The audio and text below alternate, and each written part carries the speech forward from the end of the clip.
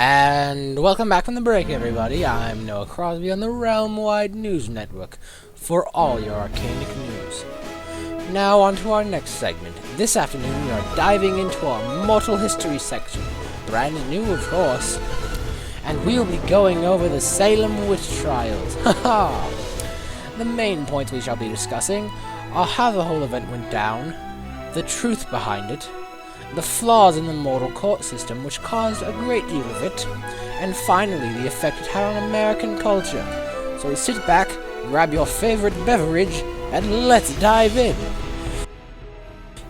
Firstly, before we begin, this was not the first case of misinformed mortals claiming to see magic or possession in cases where that couldn't have been further from the truth. There have been foolish people since the dawn of time, of course, even in our own community. But there seemed to have been an influx starting in about the 14th century and to the present day. Now, the town of Salem, Massachusetts was not a nice place to live.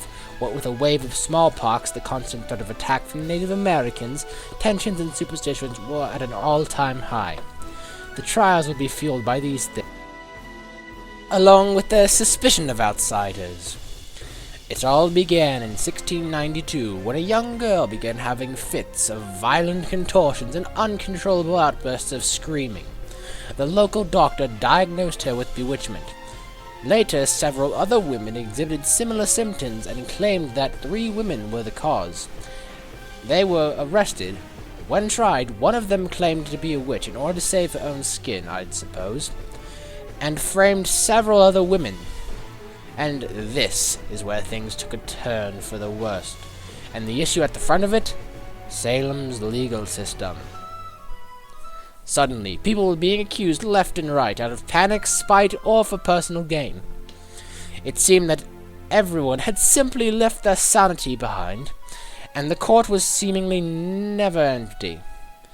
And everyone was turning into, well, to put it bluntly, idiots.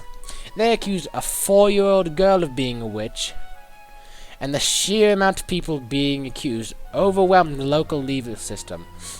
The governor of Massachusetts, in order to fix this, established a special court, specifically built for trying accused witches. And it didn't really go much better. The hysteria among the mortals grew even more. They began hanging the acclaimed witches. Every month they would try at least 25 people, and hang at least 8. The judges, who were supposed to be calm and impartial, would often forego all common sense to get rid of all pretenses of order, and just hang or imprison any possible witches with nary a trial.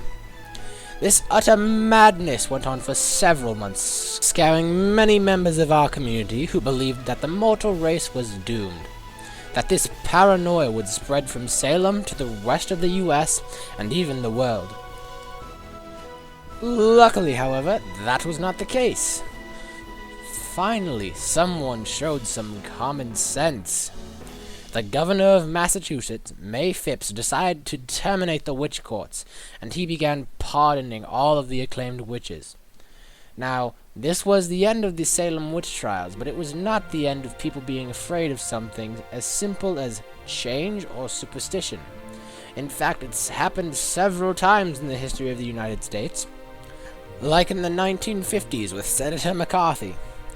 People dreaded that communism had infiltrated the US government, and that the Red Menace would soon wipe out or control the US. And the person at the forefront of this paranoia was the Senator of Wisconsin, Joseph McCarthy. He would conduct these modern-day witch hunts, ignoring all sense and accusing anyone he pleased. And the courts just went along with it. They allowed innocent people to be tried on a whim. Or how about something a little closer to home, this time period? Today, in 2021, there are people who still do witch hunting towards popular mortal content creators, trying to get them off a platform when they've done nothing wrong. Or when they accuse someone who doesn't agree with them of being racist or hating the LGBTQ movement. There are still hunters today, stirring up strife and paranoia with only their best interests in mind. In the end, it's up to the mortals to solve their problems, but if I could say something to them, it would be this.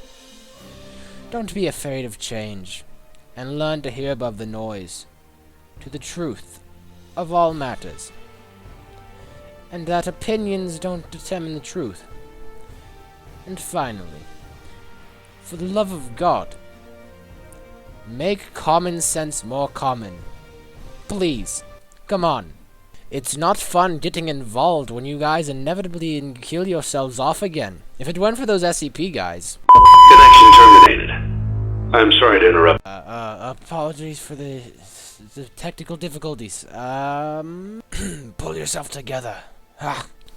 Well, thanks for tuning in, folks, and I hope you have all learned something. Be sure to tune in Thursday for my next Mortal History segment on the truth of H.P. Lovecraft's writings and how to avoid these eldritch horrors he talked about. This is Noah Crosby on the Realm Wide News Network, signing off.